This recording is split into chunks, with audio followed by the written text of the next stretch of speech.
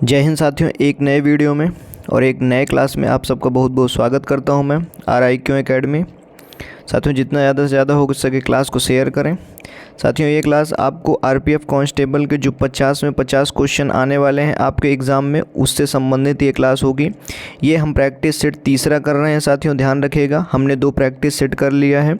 ये हमारा कौन सा प्रैक्टिस सेट होगा? ये हमारा तीसरा प्रैक्टिस सेट होगा, जिससे कि आप सबको यहाँ से सबसे ज़्यादा क्वेश्चन आने की संभावनाएं हैं।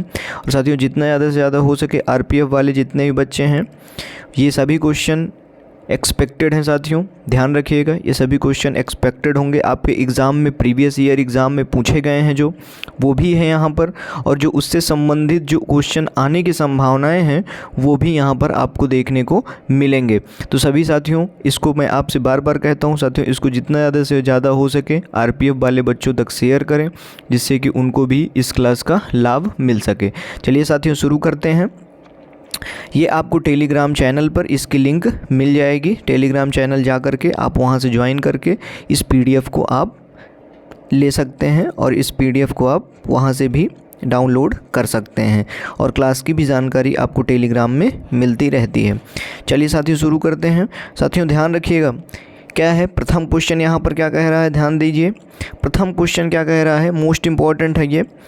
प्रथम विधि निर्माता कौन है? साथियों मोस्ट इम्पॉर्टेंट है, इसको ध्यान रखिएगा, मोस्ट इम्पॉर्टेंट है, ट्रिपल स्टार लगा लीजिएगा। प्रथम विधि निर्माता की बात कर रहा है। साथियों ध्यान रखिएगा, किसकी बात कर रहा है? प्रथम जो विधि निर्माता हैं वो कौन है? तो ध्यान रखिएगा, इसका जो सही उत्तर हो जाएगा वो हो जाएगा भैया मनु। कौन हो जाएंगे? मनु हो जाएंगे प्रथम विधि निर्माता। ध्यान रखना, भूलिएगा नहीं। नेक्स्ट क्वेश्चन की बात और चलते हैं। नेक्स्ट क्वेश्चन क्या कह रहा है? कृष्ण भक्ति किसकी बात कर रहा है साथियों? कृष्ण भक्ति का प्रथम और किसकी? कृष्ण भक्ति का प्रथम और प्रधान ग्रंथ कौन सा है? ठीक है, किसकी बात कर रहा है? कृष्ण भक्ति का प्रथम और प्रधान ग्रंथ कौन सा है? तो इसमें साथियों कौन सा हो जाएगा? इसमें जो कृष्ण भक्ति से संबंधित हमको देखने को मिलती है वो हो जाएगी भैया श्रीमद् भगवत गीता। मोस्ट इम्पॉर्टेंट है, ध्यान रखिएगा। क्या हो जाएगी? श्रीमद् भगवत गीता में आपको देखने को मिलेगा कि उसमें वो क्या है, कृष्ण की भक्ति से संबंधित है और कृष्ण पर वो पूरी लिखी गई है, आपको देखने को मिलती है। ठीक है ना? तो ध्यान रखिएगा, क्या हो जाएगा इसका सही उत्तर? C वाला हो जाएगा, भगवत गीता। नेक्स्ट क्वेश्चन की ओर चलते हैं साथियों।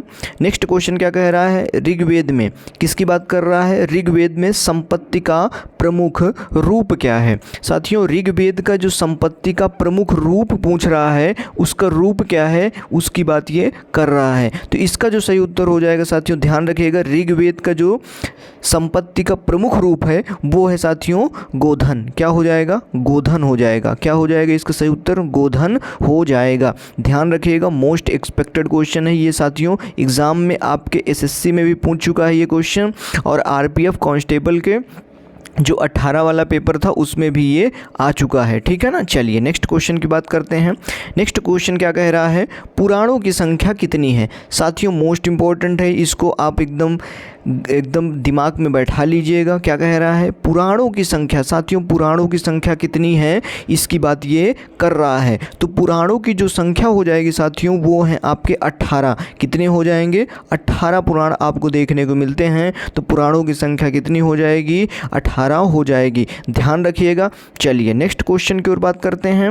नेक्स्ट क्वेश्चन कह रहा है वैदिक धर्म का मुख्य लक्षण। किसकी बात कर रहा है साथियों? वैदिक धर्म की बात कर रहा है। वैदिक धर्म का मुख्य लक्षण इनमें से किसकी उपासना था? किसकी कह रहा है साथियों? इनमें से किसकी उपासना था? वैदिक धर्म का प्रमुख लक्षण जो था इनमें से किसकी उपासना था? ठीक है ना? किसकी उपासना था साथियों? तो ध्यान रखेंगे, वो था भैया प्राकृति का। किसका था? प्राकृति का उपासना था। किसका था? प्राकृति का उपासना था। याद रख लीजिएगा, बहुत मोस्ट इंपॉर्टेंट है। नेक्स्ट क्वेश्चन क्या कह रहा है?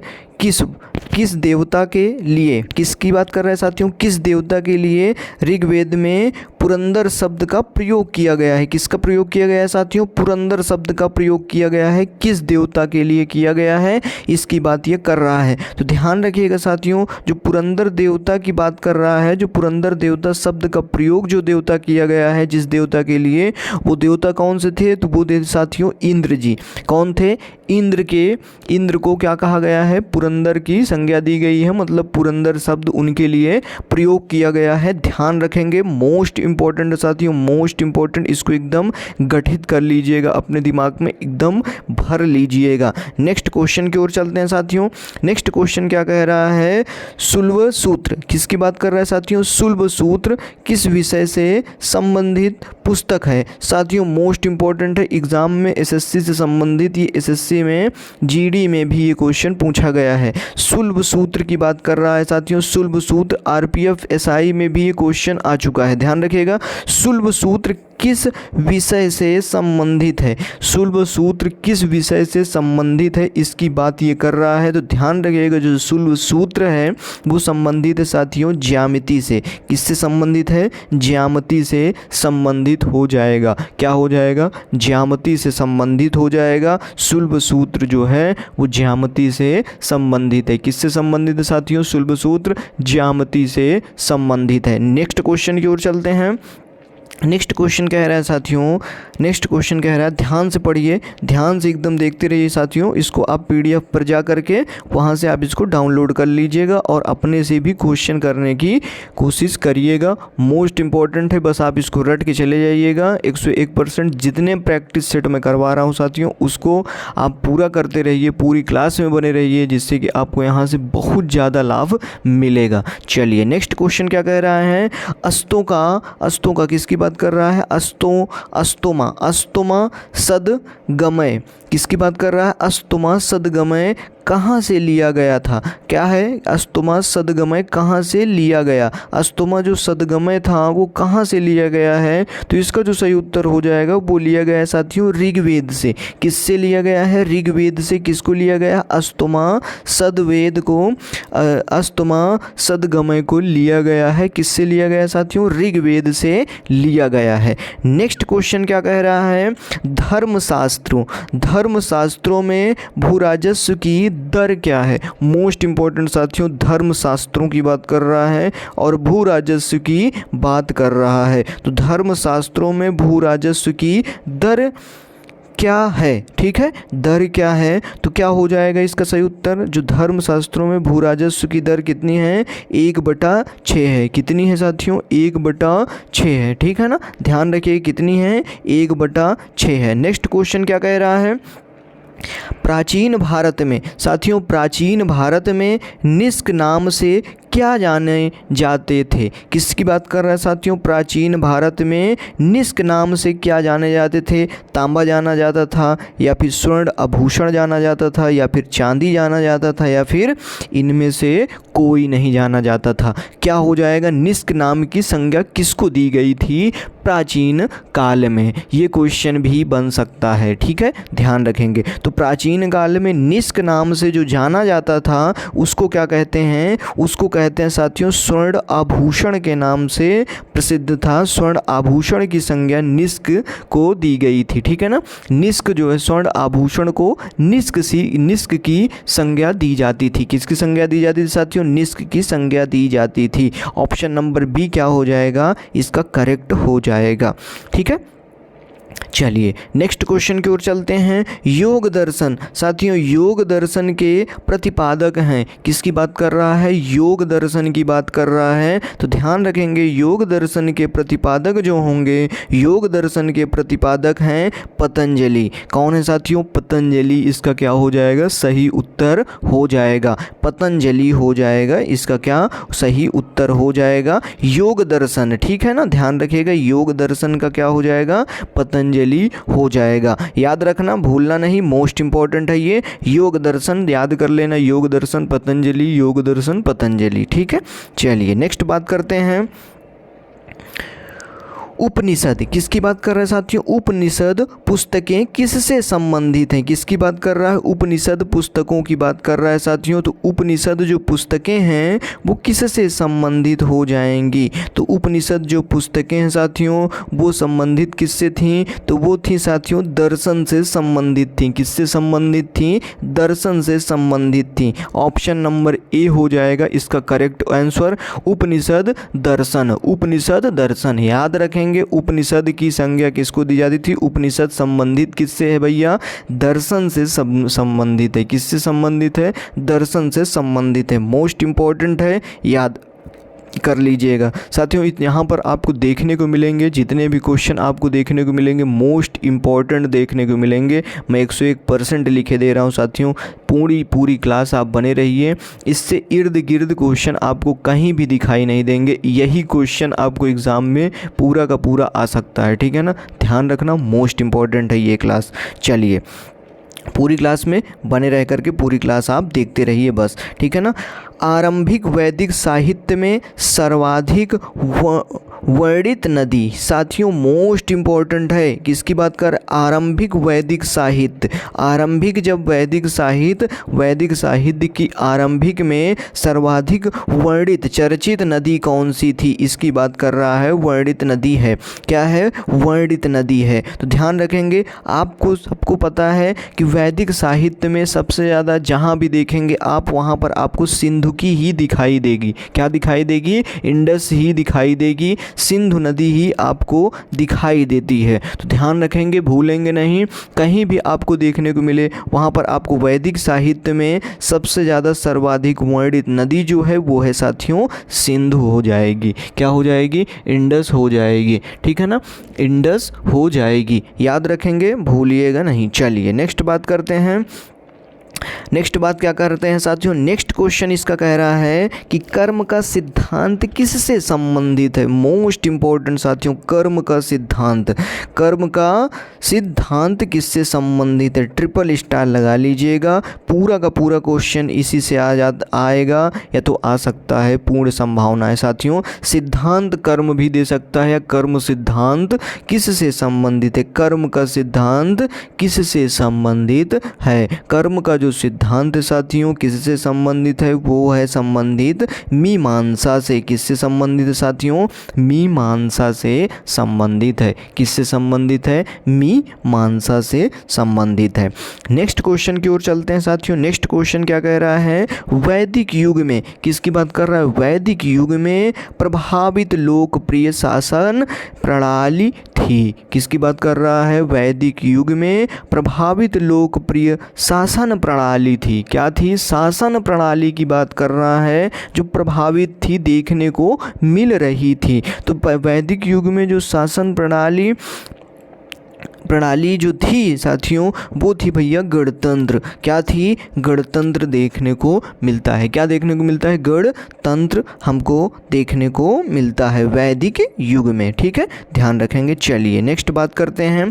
नेक्स्ट साथियों क्या कह रहा है? नेक्स्ट क्वेश्चन क्या कह रहा है? निम्नलिखित में से किस देश से होकर कर्क रेखा नहीं गुजरती है? ज्योग्राफी का क्वेश्चन है साथियों, मोस्ट इंपॉर्टेंट। 4-5 स्टार इसमें से लगा लीजिएगा साथियों, मोस्ट इंपॉर्टेंट है। निम्नलिखित इनमें से बताइए किस में से कर्क रेखा किस देश से होकर के नहीं गुजरती है साथियों। मोस्ट इंपॉर्टेंट है ये, 101% लिख लीजिएगा। 101%, 100 में 100%, 100 में 101% में आपको क्या हो जाएगा? 101% में ये क्वेश्चन संभावना है आने की, ठीक है, भूलिएगा नहीं। चलिए तो क्या हो जाएगा इसका उत्तर? जो देश है साथियों, इनमें से जो देश है वो देश है कौन सा जिसमें से कर्क रेखा हो करके नहीं गुजरती है? तो ध्यान रखेंगे वो देश कौन सा हो जाएगा? जायरे। क्या हो जाएगा साथियों? जायरे से हमको क्या होती है? कर्क रेखा नहीं गुजरती है, ठीक है। चीन से भी गुजरती है, देखने को मिलेगा। क्या हो जाएगा? चीन से भी हमको देखने को मिलती कर्क रेखा। क्या हो जाएगा? जायरे हो जाएगा। क्या हो जाएगा? ज़ायरे हो जाएगा। क्या हो जाएगा? ज़ायरे हो जाएगा। भारत भी होता है, इसमें देखने को मिलता है, भारत भी हमको देखने को मिलता है, ठीक है ना साथियों, भारत भी हमको देखने को मिलता है। चीन में हमको देखने को मिलेगा साथियों, चीन में हमको देखने को मिलेगा हमारा जो म्यांमार है, म्यांमार के बगल से आप देखेंगे तो वहीं पर से थोड़े से हो करके क्या देखने को मिलती है हमको, कर्क रेखा वहीं से थोड़ा सा गुजरती हुई देखने को मिलती है। भारत में 8 राज्यों से होकर के गुजरती है। कहाँ से? 8 राज्यों से होकर के ये क्या होती है? जाती है कर्क रेखा। ध्यान रखेंगे क्या होती है? 8 राज्यों से होकर के गुजरती है, ठीक है। चलिए नेक्स्ट बात करते हैं।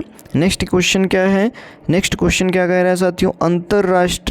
अंतर्राष्ट्रीय दिनांक रेखा कहाँ से होकर के गुजरती है? साथियों मोस्ट इम्पोर्टेंट है दिनांक रेखा। दिनांक रेखा की बात कर रहा है। अंतर्राष्ट्रीय जो दिनांक रेखा है, जो डेट डिसाइड करती है, उसकी बात कर रहा है। दिनांक रेखा किसको बनाया गया है? वो कहाँ से होकर के गुजरती है? कितने डिग्री से होकर के गुजरती है? इनमें से बताइए। ये क्वेश्चन ये पूछ रहा है। मोस्ट इम्पॉर्टेंट साथियों, ध्यान रखिएगा। चलिए तो इसका जो सही उत्तर हो जाएगा, इसका जो सही उत्तर हो जाएगा वो हो जाएगा 180। कितना हो जाएगा साथियों? 180 डिग्री से होकर के कौन सी गुजरती है? दिनांक रेखा होकर के गुजरती है 180 डिग्री से।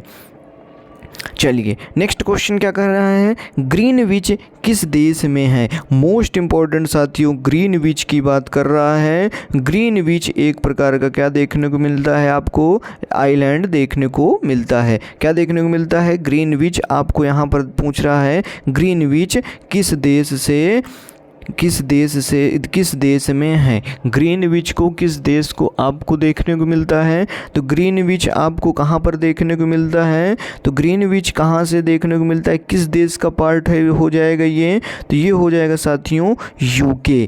क्या हो जाएगा? यूके का पार्ट हो जाएगा, यूनाइटेड किंगडम। क्या हो जाएगा साथियों? यूके का पार्ट हो जाएगा। ग्रीनविच ग्रीनलैंड है साथियों। ग्रीनविच आपको ग्रीनविच लाइन है, इसकी बात कर रहा है। ध्यान रखिएगा, मैं ग्रीनलैंड बता रहा हूँ। ग्रीनलैंड जो है आपको क्या ग्रीनविच एक रेखा है जो कि आपको यूके देश में है। और जो ग्रीनलैंड है वो एक क्या हो जाएगा? एक प्रकार का ग्रीनलैंड हो जाएगा और वो एक प्रकार का द्वीप देखने को मिलता है। क्या देखने को मिलता है? द्वीप देखने को मिलता है। महाद्वीप के नाम से उसको जानते हैं, ग्रीनलैंड को, ठीक है ना। चलिए नेक्स्ट बात करते हैं। नेक्स्ट क्वेश्चन क्या कह रहा है साथियों? नेक्स्ट क्वेश्चन है इसमें, नेक्स्ट क्वेश्चन कह रहा है कि ध्यान से देखिए, इसको देखिए, पढ़िए, इसको समझिए। क्या कह रहा है? एक देशांतर को पार करने में, क्या कह रहा है? एक देशांतर को पार करने में 2 स्थानों के स्थानीय समय के बीच क्या अंतर होता है? क्या होता है? एक स्थान के समय में एक देशांतर को पार करने में, देशांतर, एक देशांतर, ये जो इधर वाली लाइन होती है ये देशांतर हो गई, ये वाली क्या हो गई? अक्षांश हो गई। तो एक देशांतर को पार करने में 2 लाइनें हैं, 2 देशांतर हैं। एक देशांतर को पार करने में 2 स्थानों के स्थानीय समय के बीच क्या अंतर होता है? कितना अंतर होता है? ये क्वेश्चन ये पूछ रहा है। तो ध्यान रखेंगे क्या हो जाएगा? 4 मिनट। कितना हो जाएगा साथियों? 4 मिनट का अंतर होता है। मतलब कि आप अगर देखिए, ध्यान समझिए, अगर कोई देशांतर रेखा है और देशांतर रेखा में क्या हुई, मान लीजिए ये कोई देशांतर रेखा है और कोई स्थान, 2 देशांतर, कोई जगह यहाँ पर है और कोई स्थान यहाँ पर है, ठीक है। कोई स्थान यहाँ पर है और कोई स्थान यहाँ पर, कोई प्लेस यहाँ पर देखने को मिलता है, कोई प्लेस यहाँ पर देखने को मिलता है। तो जब इन दोनों देशांतरों के बीच में कितने समय का डिस्टेंस हमको देखने को मिलता है, ये पूछ रहा है। मतलब कि इस स्थान का और इस स्थान का कितना समय डिफरेंस होगा। तो वो होगा साथियों, दो देशांतर अगल बगल हैं तो कितना होगा जाएगा 4 मिनट हमको देखने को मिलता है। दोनों के समय में कितना अंतर देखने को मिलेगा, 4 मिनट का अंतर देखने को मिलता है। कितना अंतर होता है, 4 मिनट होता है। ठीक है, याद रखेंगे, भूलिएगा नहीं। चलिए नेक्स्ट क्वेश्चन की ओर बात करते हैं। अंतर्राष्ट्रीय तिथि रेखा का निर्धारण किस वर्ष किया गया। मोस्ट इम्पोर्टेंट साथियों, अंतर्राष्ट्रीय जो तिथि का निर्धारण है वो किस वर्ष किया गया था, किस वर्ष किया गया। तो ध्यान रखेंगे 1884 में। कब किया गया था साथियों, 1884 में किया गया। ठीक है, चलिए नेक्स्ट क्वेश्चन देखते हैं। नेक्स्ट क्वेश्चन क्या कह रहा है, पढ़िए इसको और समझिए। नेक्स्ट क्वेश्चन कह रहा है भारत का प्रमाणिक समय किस स्थान से निश्चित किया जाता है। साथियों भारत का जो प्रमाणिक समय है सबको पता होगा किस स्थान से निश्चित किया जाता है। ठीक है, किस स्थान से निश्चित किया जाता है। तो ध्यान रखेंगे किस स्थान से निश्चित किया जाता है साथियों।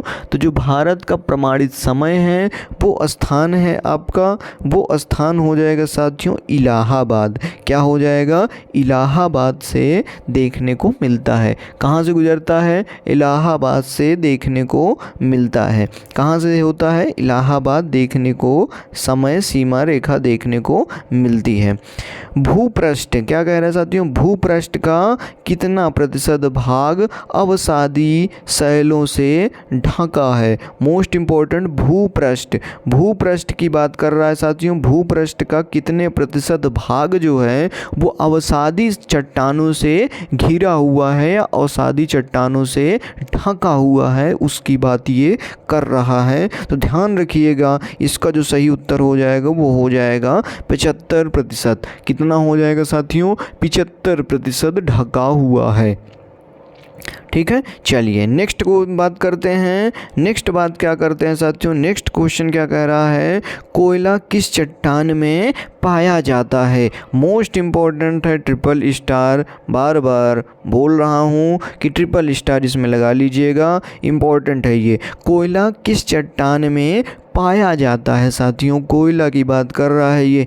कोयला किस चट्टान में पाया जाता है।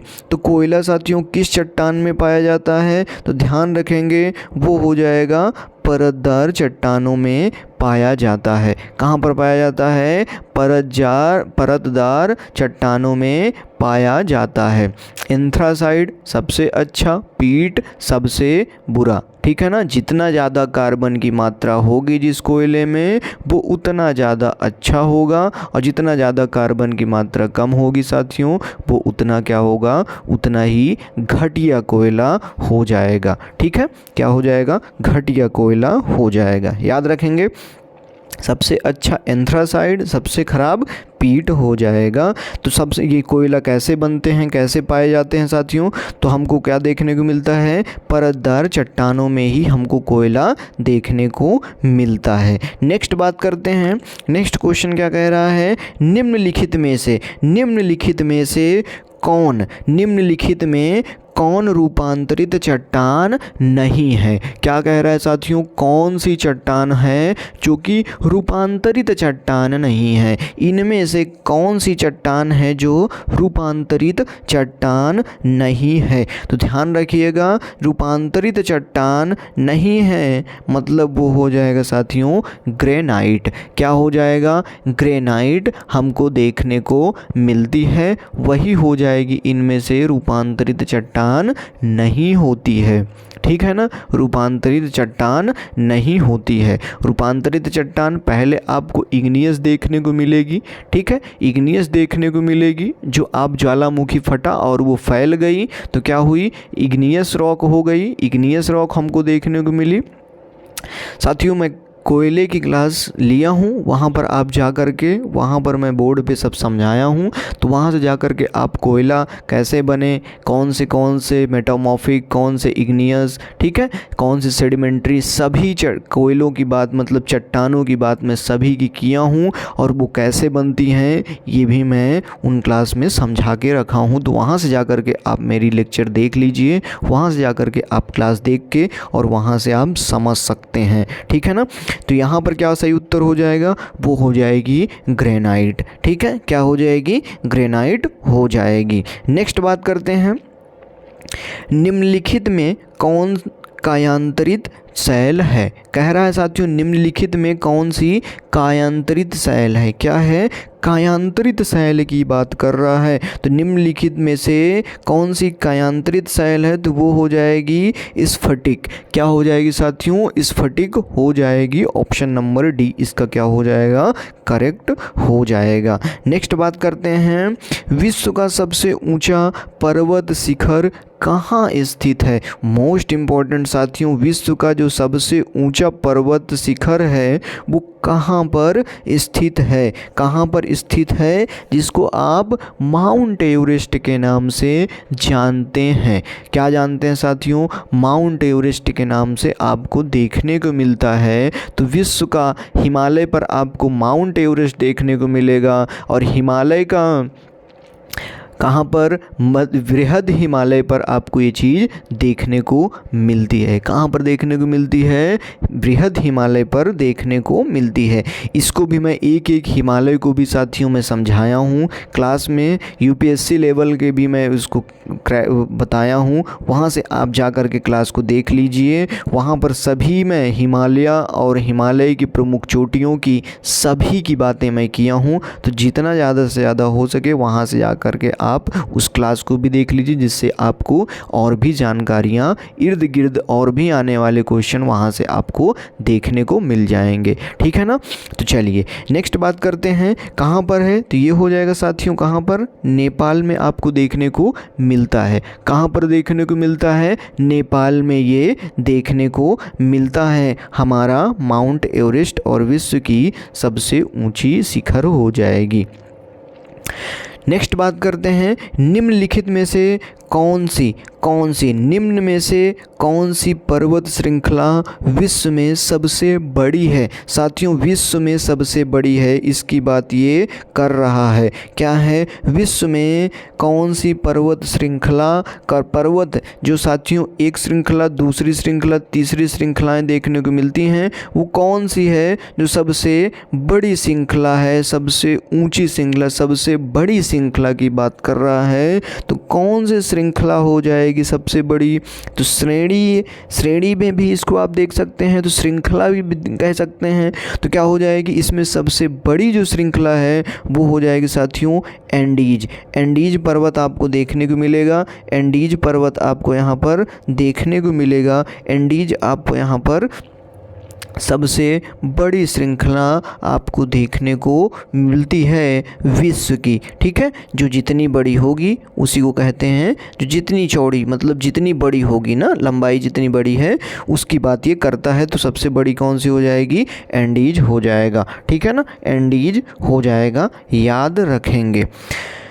संसार का सर्वाधिक सक्रिय ज्वालामुखी की बात कर रहा है साथियों। सक्रिय ज्वालामुखी, सक्रिय मतलब जो साथियों सुसुप्त, जो कभी कभी देखने को मिले, जो सक्रिय होता है, जो सुसुप्त होता है, वो साथियों आपको कभी कभी देखने को मिलता है। कभी कभी आया तो आया, नहीं आया तो नहीं आया। सुसुप्त है मतलब सुसुप्त है, शांत है, ठीक है ना, सुसुप्त है, शांत है। और जब साथियों सक्रिय जो आता रहता है, हर कभी भी आ सकता है, वो हो गया आपका सक्रिय हो जाएगा, ठीक है। तो क्या यहाँ पर पूछ रहा है, संसार का सर्वाधिक सक्रिय ज्वालामुखी की बात कर रहा है साथियों। सक्रिय ज्वालामुखी कौन सा है उसकी बात ये कर रहा है। तो ध्यान रखेंगे, की आलू जो है वो क्या है, एक प्रकार का सक्रिय ज्वालामुखी है। क्या हो जाएगा, एक प्रकार का क्या है, सक्रिय ज्वालामुखी है। ज्वालामुखी की क्लास में लिया हूँ, कितने प्रकार के ज्वालामुखी होते हैं, कौन से ज्वालामुखी कहाँ आते हैं, भारत में आने वाला ज्वालामुखी कौन सा है, सारी चीज़ें मैं उस क्लास में पढ़ाया हूँ साथियों। वहाँ से जा कर के वहाँ से ये क्वेश्चन मोस्ट इम्पॉर्टेंट है आपके किसी भी एग्ज़ाम के लिए। वहाँ से जा कर के आप क्लास देख लीजिए और समझिए कि ज्वालामुखी कितने प्रकार के होते हैं, कैसे इनका निर्माण होता है, कौन कौन से ज्वालामुखी होते हैं, क्या होते हैं, क्या है, सारी चीज़ें मैं उस क्लास में डिस्कस किया हूँ। तो जो इसका सही उत्तर हो जाएगा वो हो जाएगा ए वाला की या किलाऊ। क्या हो जाएगा साथियों, किलाऊ जो है वो एक प्रकार का सक्रिय ज्वालामुखी है। ठीक है, चलिए नेक्स्ट बात करते हैं। नेक्स्ट क्वेश्चन क्या कह रहा है, कोटोपैक्सी कहाँ स्थित है। कोटोपैक्सी की बात कर रहा है साथियों। कोटोपैक्सी कहाँ स्थित है। कोटोपैक्सी जो है साथियों वो स्थित है, कहाँ स्थित है, वो स्थित है साथियों इक्वाडोर में स्थित है। कहाँ स्थित है, इक्वाडोर में स्थित है। याद रखेंगे डी ऑप्शन इसका क्या हो जाएगा, करेक्ट हो जाएगा। ठीक है, नेक्स्ट क्वेश्चन है, वायुमंडल में साथियों नाइट्रोजन की प्रतिशतता है। नाइट्रोजन की प्रतिशतता की बात कर रहा है साथियों। वायुमंडल में कितने प्रतिशत नाइट्रोजन देखने को मिलते हैं। तो वायुमंडल में जो नाइट्रोजन की प्रतिशतता है कितना है प्रतिशत में हम अगर बताएं तो वायुमंडल में जो प्रतिशतता है वायुमंडल की, इसका एक ऑप्शन इसके नीचे है, 50% है या फिर 78% है या फिर साथियों 80% है या फिर 30% है। कितने प्रतिशत नाइट्रोजन यहाँ पर देखने को मिलते हैं। तो क्या हो जाएगा, कितने प्रतिशत है, तो साथियों हो जाएगा 80% के करीब, 78% के करीब में देखने को मिलते हैं। ऑप्शन नंबर क्या हो जाएगा, ऑप्शन नंबर सी करेक्ट हो जाएगा। कितने, 78% देखने को मिलते हैं। कितना देखने को मिलते हैं साथियों, 78%, 78% हमको नाइट्रोजन देखने को, वायुमंडल में कितने प्रतिशत नाइट्रोजन की है, कितने प्रतिशत नाइट्रोजन पाया जाता है वायुमंडल में, 78% पाया जाता है। चलिए नेक्स्ट क्वेश्चन की ओर चलते हैं। मोस्ट इम्पॉर्टेंट, भारत में ब्रिटिश शासन के दौरान गवर्नर जनरल काउंसिल के विधि सदस्य के रूप में कौन नियुक्त हुआ था। किसकी बात कर रहा है साथियों, गवर्नर जनरल की बात कर रहा है। तो किस समय की बात कर रहा है, ब्रिटिश शासन के दौरान, जब ब्रिटिश शासन चल रहा था उस दौरान गवर्नर जनरल काउंसिल के विधि सदस्य के रूप में, किसकी बात कर रहा है, विधि के सदस्य के रूप की बात कर रहा है। विधि के सदस्य के रूप में किसको नियुक्त किया गया था, इसकी बात कर रहा है साथियों। 101% एग्ज़ाम में आ जाएगा, लिख लीजिए इसको, कहीं स्टाम्प पेपर में मोहर लगा के लिख लीजिए इसको, 101% रट लीजिएगा। ठीक है ना। चलिए तो क्या हो जाएगा, क्या हो जाएगा इसका सही उत्तर, वो हो जाएगा साथियों सत्येंद्र सिन्हा। क्या हो जाएगा, सत्येंद्र सिन्हा हो जाएगा। क्या हो जाएगा, सत्येंद्र सिन्हा हो जाएगा। इसका सही उत्तर क्या हो जाएगा, सत्येंद्र सिन्हा हो जाएगा। ठीक है, चलिए नेक्स्ट क्वेश्चन की ओर चलते हैं। नेक्स्ट क्वेश्चन साथियों क्या कह रहा है, नेक्स्ट क्वेश्चन जो है आपका कह रहा है, भारत में, किस में भैया, भारत में ब्रिटिश शासन के संबंध में भारतीय कानून आयोग का लोकप्रिय नाम। साथियों किसकी बात कर रहा है, भारत में ब्रिटिश शासन के संबंध में भारतीय कानून आयोग का लोकप्रिय नाम क्या था, इसकी बात ये कर रहा है। तो ध्यान रखेंगे जो लोकप्रिय नाम था वो था भैया साइमन कमीशन। साइमन कमीशन याद कर लेना, 101% आने की संभावना है। ठीक है, चलिए एग्ज़ाम में पूछा गया है, ध्यान रखिएगा। चलिए नेक्स्ट क्वेश्चन क्या कह रहा है, निम्नलिखित में से कौन भारत के प्रथम कानून मंत्री थे। भाई साथियों प्रथम से बहुत क्वेश्चन बने हैं, कोई भी एग्ज़ाम आप उठा करके देख लीजिए उसमें प्रथम ही पूछता है, जब भी पूछता है प्रथम ही आपको देखने को मिलता है। तो क्या कह रहा है, भारत में प्रथम कानून मंत्री कौन थे? प्रथम कानून मंत्री कौन थे उसकी बात ये कर रहा है, निम्नलिखित की बात कर रहा है, इनमें से बताइए कौन थे। ठीक है, तो ध्यान रखेंगे इनमें जो कानून मंत्री हैं, भारत के प्रथम कानून मंत्री वो थे भैया डॉक्टर भीमराव अंबेडकर, BR अंबेडकर। ठीक है ना, डॉक्टर भीमराव अंबेडकर जी थे, क्या थे भैया? प्रथम कानून मंत्री थे। चलिए नेक्स्ट बात करते हैं। नेक्स्ट क्वेश्चन क्या कह रहा है, निम्नलिखित में से किस कानून ने, क्या कह रहा है, निम्नलिखित में से किस कानून ने भारत में ब्रिटिश शासन की नींव रखी? साथियों मोस्ट इम्पॉर्टेंट, इसको 101% रट के जाना, क्वेश्चन आने की पूरी संभावना है। तो क्या कह रहा है, निम्नलिखित में इनमें से बताइए कि कौन सा जो भारत जो कानून है, कानून ने भारत में ब्रिटिश शासन की नींव रखी। किसकी नींव रखी साथियों? ब्रिटिश शासन की नींव रखी। तो इसकी बात ये कर रहा है, तो इसका जो सही उत्तर हो जाएगा वो हो जाएगा डी वाला। क्या हो जाएगा? डी वाला हो जाएगा, विनियमितीकरण अधिनियम 1773। क्या हो जाएगा? विनियमितकरण 1773 हो जाएगा। इसका सही उत्तर क्या हो जाएगा? ऑप्शन नंबर डी हो जाएगा।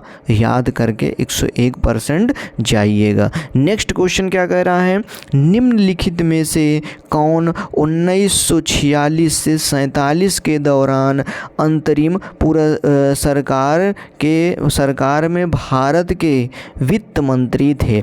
अंतरिम की बात कर रहा है, ध्यान रखना, कंफ्यूज नहीं होना। तो दौरान 1946 और 47 के दौरान अंतरिम सरकार के में भारत के वित्त मंत्री थे। क्या थे साथियों? वित्त मंत्री थे। तो इसका जो सही उत्तर हो जाएगा, ऑप्शन इसका आप देख लीजिए, ऑप्शन आप देख लीजिए, RK पाणमुखम सेठी, या फिर चिंतामन राव देशमुख, या फिर लियाकत अली खां, या फिर जान मथाई। क्या हो जाएगा साथियों? इसका जो सही उत्तर हो जाएगा, इसका जो सही उत्तर हो जाएगा साथियों, इसका जो सही उत्तर हो जाएगा वो हो जाएगा लियाकत अली खां। क्या हो जाएगा? लियाकत अली खां इसका सही उत्तर हो जाएगा। याद कर लेना, भूलना नहीं। थोड़ा लंबा क्वेश्चन लेकिन मोस्ट इम्पॉर्टेंट क्वेश्चन है ये।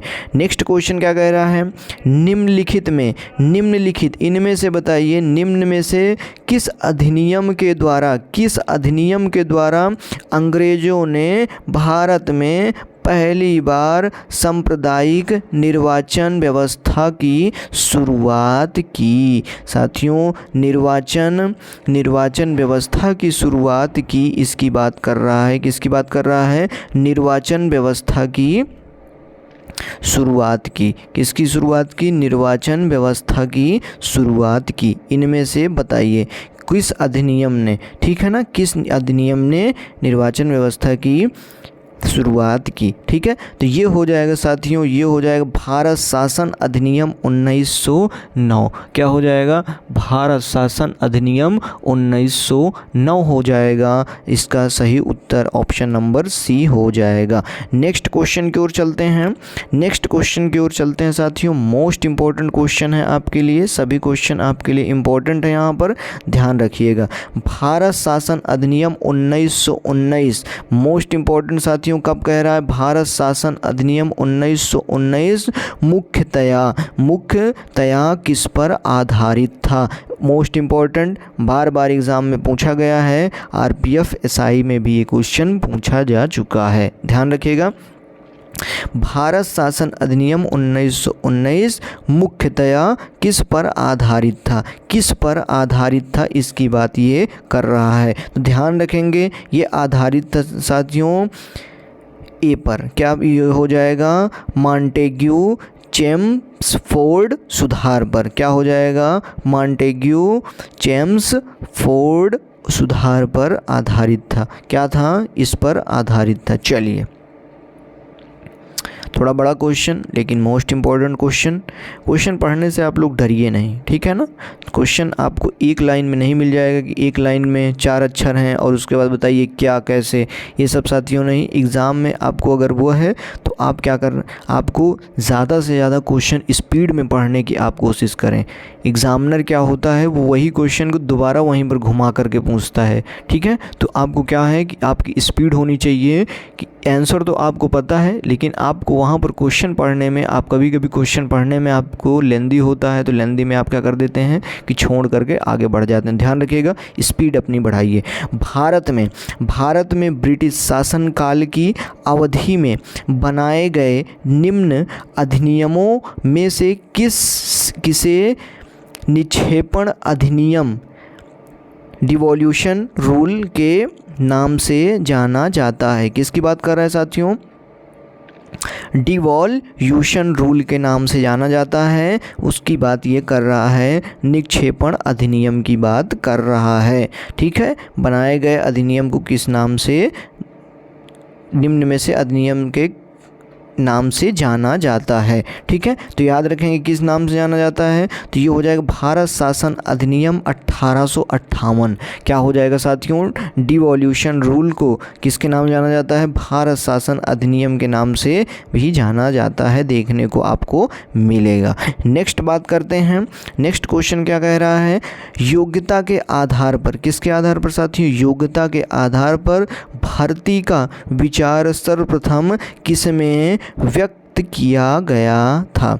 किसमें व्यक्त किया गया था? भर्ती का विचार किसका साथियों? भर्ती का विचार सर्वप्रथम किसमें व्यक्त किया गया था? तो ध्यान रखेंगे, भर्ती का विचार जो है वो किसमें व्यक्त किया गया था? इनमें से किसमें व्यक्त किया गया था? तो ध्यान रखेंगे, इसमें से मकाले समिति में व्यक्त किया गया था। मकाले समिति में व्यक्त किया गया था, ठीक है ना। मकाले समिति में व्यक्त किया गया था भक्ति का विचार। नेक्स्ट बात करते हैं, नेक्स्ट क्वेश्चन कह रहा है, ध्यान समझिए। नेक्स्ट क्वेश्चन कह रहा है कि निम्न में से किस अधिनियम के द्वारा प्रांतों में, क्या कह रहा है? प्रांतों में आंशिक उत्तरदायी सरकार की स्थापना की गई। किसकी बात कर रहे हैं साथियों? आंशिक उत्तरदायी सरकार की स्थापना की गई। इनमें से बताइए किनमें आंशिक उत्तरदायी की स्थापना की गई थी? मोस्ट इम्पोर्टेंट साथियों, कांस्टेबल में 101% आने की संभावना है, ठीक है। इससे एक बार क्वेश्चन और बन चुका है लेकिन यहाँ पर ये क्वेश्चन बन सकता है। तो इसका जो सही उत्तर हो जाएगा भारत शासन अधिनियम 1919। पॉलिटी का क्वेश्चन है साथियों, ध्यान रखेंगे, पॉलिटी का क्वेश्चन है। तो यहाँ पर क्या हो जाएगा? भारत शासन अधिनियम 1919 इसका सही उत्तर हो जाएगा। ऑप्शन नंबर डी करेक्ट हो जाएगा। भारत में सबसे संपत्ति वाला राज्य कौन है? साथियों मोस्ट इम्पोर्टेंट है, सबसे संपत्ति वाला राज्य की बात कर रहा है। तो सबसे संपत्ति वाला जो राज्य है वो कौन सा है? तो वो हो जाएगा साथियों, भारत में वो हो जाएगा साथियों महाराष्ट्र। क्या हो जाएगा? महाराष्ट्र। साक्षरता में केरल आपको देखने को मिलता है। क्या देखने को मिलता है? केरला देखने को मिलता है साक्षरता में। और सबसे धनी राज्य आपको, संपत्ति वाला राज्य आपको महाराष्ट्र देखने को मिलता है, ठीक है। चलिए नेक्स्ट बात करते हैं, भारत का कितना प्रतिशत आबादी कृषि उद्योग पर निर्भर है? साथियों किस कृषि उद्योग पर, किसकी बात कर रहा है?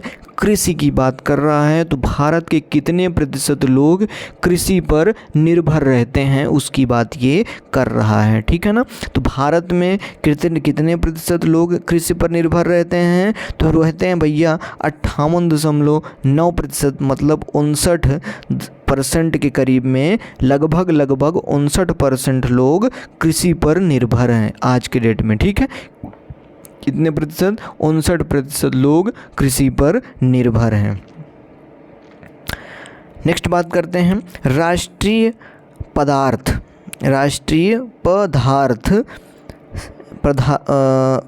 पदार्थ से सकल लाभ में कितना प्रतिशत कृषि उद्योग का प्रयोग योगदान है, कितना कृषि उद्योग का योगदान है, कितने प्रतिशत कृषि उद्योग का राष्ट्रीय पदार्थ के सकल लाभ में कितना प्रतिशत कृषि उद्योग का योगदान है, इसकी बात ये कर रहा है। ध्यान रखेंगे कितने प्रतिशत साथियों, तो ये है 17.5% लाभ है, कितना है योगदान है 17.5% योगदान हो जाएगा। नेक्स्ट बात करते हैं, इकोनॉमिक का क्वेश्चन है जीडीपी। जीडीपी के आधार पर कितना भारत का स्थान है, मतलब कि जीडीपी के आधार पर भारत का स्थान है, जीडीपी के आधार पर भारत का स्थान कितना है, इसकी बात ये कर रहा है, क्या है इसकी बात ये कर रहा है। तो ध्यान रखेंगे जीडीपी के आधार पर भारत का स्थान जो है वो है साथियों, वो है 7वें नंबर पर। भारत का स्थान कितना है, 7वें नंबर पर है, ठीक है, याद रखेंगे। चलिए नेक्स्ट बात करते हैं PPP. PPP purchasing power parity, ठीक है ना, परचेजिंग पावर पैरिटी के आधार पर भारत का स्थान है। पीपीपी के आधार पर भारत का स्थान कितना है, ये बात ये कर रहा है। तो पीपीपी के आधार पर भारत का जो स्थान है वो साथियों तीसरे नंबर पर है। कितने नंबर पर है, तीसरे नंबर पर है। मोस्ट इम्पॉर्टेंट एग्ज़ाम में पीपीपी का फुल फॉर्म भी पूछ सकता है, तो परचेजिंग पावर पैरिटी आप याद रख लेंगे। तो तीसरे नंबर पर क्या है भारत का, पीपी के स्थान पर, पीपी में स्थान है तीसरे नंबर पर। जीडीपी, जीडीपी पर कैपिटा, क्या कह रहे हैं साथियों, जीडीपी पर कैपिटा के आधार पर सबसे पहले स्थान पर कौन सा देश है, किस पर, जीडीपी पर कैपिटा के आधार पर, किसके आधार पर, कैपिटा के आधार पर सबसे प्रथम नंबर पर कौन सा देश है, उसकी बात ये कर रहा है। तो ध्यान रखेंगे कौन सा देश हो जाएगा, वो हो जाएगा कतर। क्या हो जाएगा, कतर हो जाएगा। क्या हो जाएगा, कतर हो जाएगा, याद रखेंगे। नेक्स्ट बात क्या करते हैं, भारत में उच्चतम मानव विकास सूचकांक HDI, क्या साथियों, HDI मानव विकास सूचकांक किस राज्य में है। भारत में उच्चतम मानव विकास सूचकांक किस राज्य में स्थित है, ठीक है, इसकी बात ये कर रहा है। तो ध्यान रखेंगे किस राज्य में स्थित है, किस राज्य में है, तो वो है साथियों केरल में है। कहाँ पर है, केरल में है, याद रखेंगे केरल में देखने को HDI मिलता है। नेक्स्ट क्वेश्चन क्या कह रहा है, निम्नलिखित में कौन से देश में मिश्रित अर्थव्यवस्था है। कौन सी देश में मिश्रित अर्थव्यवस्था की बात कर रहा है साथियों, मिश्रित अर्थव्यवस्था है किस देश में, इसकी बात ये कर रहा है। तो ध्यान रखेंगे मिश्रित अर्थव्यवस्था भारत में हमको देखने को मिलती है। क्या है, मिश्रित अर्थव्यवस्था हमको भारत में देखने को मिलती है। तो ऑप्शन नंबर क्या हो जाएगा, ऑप्शन नंबर बी करेक्ट हो जाएगा। नेक्स्ट क्वेश्चन है आर्थिक क्रियाओं का उद्देश्य होता है। मोस्ट इम्पॉर्टेंट साथियों, आर्थिक क्रियाओं का उद्देश्य क्या होता है उसकी बात कर रहा है। आर्थिक क्रियाओं का उद्देश्य होता है, क्या होता है, दोनों। क्या होता है, दोनों। आर्थिक क्रियाओं का उद्देश्य होता है दोनों। क्या होता है, ध्यान रखेंगे इसमें क्या हो जाएगा, इसका जो सही उत्तर हो जाएगा, इसमें सही उत्तर हो जाएगा ये दोनों। यहाँ पर आपको ए और बी दोनों यहाँ पर लिखने को यहाँ पर आता है, लेकिन यहाँ पर ए और बी ही नज़र देखने को मिलता है, तो ये दोनों यहाँ पर लिख जाएगा, ए और बी दोनों, ठीक है। तो आर्थिक क्रियाओं का मिसप्रिंट हो गया। आर्थिक क्रियाओं का उद्देश्य होता है, क्या होता है साथियों, ये हो जाएगा जीविकोपार्जन। क्या हो जाता है, जीविकोपार्जन होता है आर्थिक क्रियाओं का उद्देश्य। ऑप्शन नंबर ए क्या हो जाएगा, करेक्ट हो जाएगा। ऑप्शन नंबर ए इसका क्या हो जाएगा, करेक्ट हो जाएगा। लास्ट क्वेश्चन है आपका, जनसंख्या वृद्धि से आर्थिक विकास की गति। जनसंख्या वृद्धि से आर्थिक विकास की जो गति है वो कितनी है, उसी की बात कर रहा है। सामान्य है या फिर तीव्र है या फिर मंद हो जाती है या फिर एक ऑप्शन और है या फिर कुछ भी नहीं होता है। तो क्या हो जाएगा इसका सही उत्तर साथियों? इसका सही उत्तर जो हो जाएगा वो हो जाएगा मंद हो जाती है। ऑप्शन नंबर सी क्या हो जाएगा? करेक्ट हो जाएगा। ऑप्शन नंबर सी क्या हो जाएगा? करेक्ट हो जाएगा। जनसंख्या वृद्धि से आर्थिक विकास की गति क्या हो जाती है? मंद हो जाती है। क्या हो जाती है साथियों? मंद हो जाती है। याद रख लेंगे ऑप्शन नंबर सी इसका क्या हो जाएगा? करेक्ट हो जाएगा। ठीक है साथियों, आपको टेलीग्राम चैनल मेरा है RIQ Academy @ लगा करके अगर आप सर्च करेंगे, आपको लिंक भी मैं डिस्क्रिप्शन में दे दूंगा और आप वहां से जा कर के टेलीग्राम से भी इस नोट्स को, इस क्वेश्चन को, इम्पॉर्टेंट क्वेश्चन को आप वहां से डाउनलोड भी कर सकते हैं। साथियों, जितना ज़्यादा से ज़्यादा हो सके क्लास को शेयर करें और जितना ज़्यादा से ज़्यादा हो सके अपने साथ बच्चों को जोड़ें। हम आज प्रैक्टिस सेट तीसरा कर लिए हैं। साथियों, आपको मेरी पूरा मुझे भरोसा है कि जितने मैं प्रैक्टिस सेट ला रहा हूँ आपको मैं भरोसा दिला रहा हूँ। साथियों, जितना ज़्यादा से ज़्यादा हो सके इस प्रैक्टिस सेट को लगाते जाइए और जितना ज़्यादा से ज़्यादा हो सके इसको रट लीजिए। ठीक है, तो जब आप रट लेंगे तो आपको क्या हो जाएगा, आपको यहाँ से आपको बहुत ज़्यादा क्वेश्चन आपको देखने को मिलेंगे। साथियों, ये सभी क्वेश्चन आपको किसी न किसी एग्ज़ाम में आए हुए हैं और उससे संबंधित कितने क्वेश्चन आए हुए हैं उससे भी ये संबंधित है। तो सभी जब आप प्रैक्टिस सेट लगा लेंगे तो आपके अंदर एक कॉन्फिडेंस हो जाएगा और आप एक बेहतर तैयारी की ओर निकल पड़ेंगे। ठीक है, मिलते हैं साथियों नेक्स्ट वीडियो में। अगर आप चैनल पर नए हैं तो चैनल को सब्सक्राइब कर लें और मुझसे जुड़ जाएं, बेल आइकन को प्रेस कर लें। आपको पर डे क्लासेस मिलेंगी। ठीक है, हम मैराथन भी लेंगे जिसमें आपको पूरी क्लासेस को, जब भी मैं इसको करवाऊंगा तो सभी जितने प्रैक्टिस सेट हैं उसको भी मैं यहाँ पर सभी प्रैक्टिस सेटों को मैराथन के पर भी आपको रिविज़न करवा दूँगा। ठीक है, तो एग्ज़ाम आते आते हम वहाँ पर मैराथन भी करेंगे। जितना ज़्यादा से ज़्यादा हो सके क्लास को शेयर करें और चैनल को सब्सक्राइब कर लें और इस टेलीग्राम को भी ज्वाइन कर लें जिससे कि आपको सभी क्लासेस मिल सकें और वहाँ पर क्लासेस की लिंक और PDF दोनों भी मिलती हैं। ठीक है, मिलते हैं, तब तक के लिए बने रहना मेरे साथ। शानदार, ज़बरदस्त, जिंदाबाद, जय हिंद।